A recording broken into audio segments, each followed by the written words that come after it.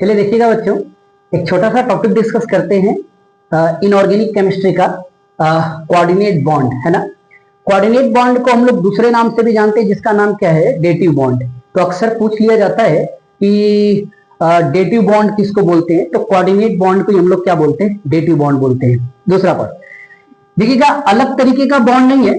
Coordinate bond covalent bond की तरह ही होता है। मतलब अगर बोला जाए तो यहाँ पे एक छोटी सी लाइन लिखा गया है कि coordinate bond is a special type of covalent bond. मतलब ये कि जैसे कोवलेंट बॉन्ड बनता है, बिल्कुल लगभग लगभग वैसे ही कोऑर्डिनेट बॉन्ड का भी फॉर्मेशन होता है। आप ऐसे समझिएगा कि एक ही घर के दो भाई हैं, बचपन में ही एक भाई को गांव में रख दिया गया और दूसरे भाई को बचपन में कहां रख दिया गया, शहर में रख दिया गया। तो थोड़ी सी प्रॉपर्टीज हल्की सी चेंज हो गई, बनने या फॉर्मेशन का जो तरीका है वो चेंज हो गया। मतलब क्या है, कोऑर्डिनेट बॉन्ड है कोवलेंट बॉन्ड ही, लेकिन ये स्पेशल टाइप। जैसे कि आपके पास अगर मैं आपसे बोलूं कि भाई साहब, आपने बोला कि कोऑर्डिनेट बॉन्ड की special type of covalent bond, तो कोवलेंट बॉन्ड कैसे बनता है हम लोगों ने पढ़ा है, by equal sharing of electron between atom.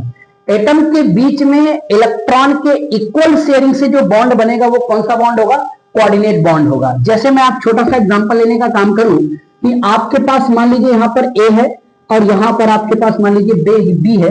ये भी हाइपोथेटिकल एटम, ये भी एक हाइपोथेटिकल एटम एग्जांपल ले लिया। हमने कहा इक्वल शेयरिंग करना है, तो ए ने बॉन्ड बनाने के लिए एक इलेक्ट्रॉन लगाया और बी ने भी बॉन्ड बनाने के लिए एक इलेक्ट्रॉन लगाया। जब दोनों ने मिलकर एक एक इलेक्ट्रॉन लगाया तो एक कोवलेंट बॉन्ड बना। हम पढ़े हैं कि एक कोवलेंट बॉन्ड कितने इलेक्ट्रॉनों से मिलकर बनेगा, दो इलेक्ट्रॉनों से मिलकर बनेगा। तो ए ने कितने इलेक्ट्रॉन लगाया, एक, बी ने कितने इलेक्ट्रॉन लगाया, एक। तो यहां पर कैसी शेयरिंग हुई, इक्वल शेयरिंग हुई। इक्वल शेयरिंग बोलिए या फिर इसका दूसरा नाम क्या बोल सकते हैं, म्यूचुअल शेयरिंग ना। म्यूचुअल शेयरिंग ऑफ इलेक्ट्रॉन से बनने वाला बॉन्ड ना कोवलेंट बॉन्ड। तो आप कोवलेंट बॉन्ड का डिफिनेशन भी पहले पढ़े होंगे। कैसे पढ़े होंगे, the bond which is formed by the mutual sharing या equal sharing of electron between two non metal atom। दो नॉन मेटल एटम के बीच में बनने वाले इक्वल शेयरिंग से जो बॉन्ड बनेगा वो आपके पास कोवलेंट बॉन्ड होगा। लेकिन अब देखिए, अब अगर शेयरिंग ऑफ इलेक्ट्रॉन से बॉन्ड बना, शेयरिंग ऑफ इलेक्ट्रॉन से बॉन्ड बना, मतलब कोऑर्डिनेट बॉन्ड कोई अलग तरीके का बॉन्ड नहीं है, बन रहा है शेयरिंग ऑफ इलेक्ट्रॉन से। मतलब एक तरीके का क्या है, ये कोवलेंट बॉन्ड ही है।